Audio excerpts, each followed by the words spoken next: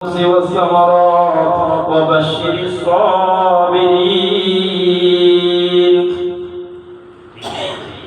ഏതായാലും കുറച്ച് മുന്നിലേക്ക് കയറിയതറി നല്ലതൊക്കെ ഈ മുന്നിലേക്കാക്കാനുള്ള നമ്മള് പൊതുവെ പണ്ട് മുതലേയുള്ള പരിപാടിയാണ്.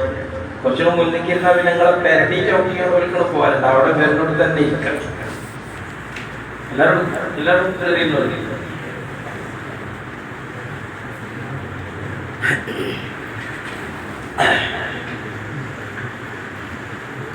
ജുമാക്കോയാലും തന്നെയാണ് പരിപാടി. ആദ്യത്തെ അവസാനത്തെ സബ്ബാണ് നല്ലതൊക്കെ നമ്മൾ തുടങ്ങുന്നത്. പന്തലിക്കാണെങ്കിൽ മുന്നിലെ ഗ്യാരണ്ടി തന്നെ ഇരിക്കുക, പള്ളിയാണെങ്കിൽ ബാക്കിൽ സബ്ബ് കിട്ടുക എന്നുള്ള പരിപാടിയാണ് ഇവിടെ നാട്ടിൽ കൂടിയൊക്കെ ഉള്ളത്. അള്ളാഹു തോഫീക്ക് നൽകുമാറാവട്ടെ.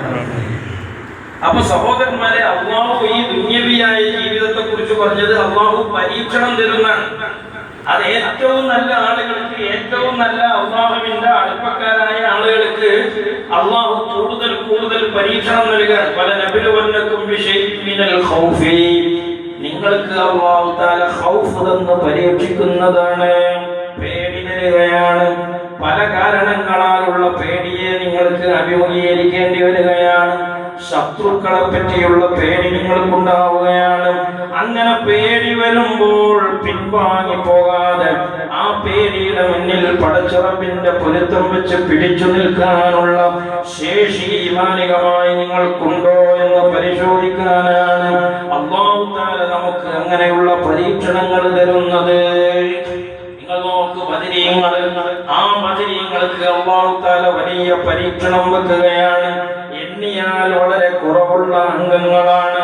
ആയുധങ്ങൾ പരിശോധിച്ചാൽ വളരെ കുറവുള്ള ഒരു വിഭാഗമാണ്. ലോകത്ത് ആദ്യമായി പരിശുദ്ധമായ റമദാനിന്റെ നോമ്പെടുത്ത് പരിശീലിച്ചു കൊണ്ടിരിക്കുന്ന ഒരു ജനതയാണ്.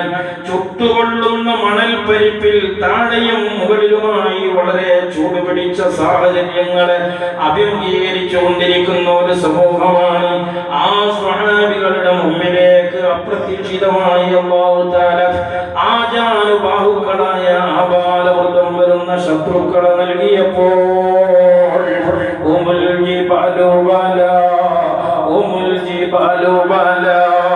كالدهر في همة بل سادة كبرى. അവരുടെ മുമ്പിലേക്ക് കൊടുത്തപ്പോൾ വലിയ പരീക്ഷണം ശത്രുക്കളെ വെച്ചുകൊണ്ട് അല്ലാഹു നൽകിയപ്പോൾ ഉമുൽ ജിബാലു ബല കദ്ദഹിരി ഫീ ഹിമ്മത്തിൻ ബൽ സാദത്തും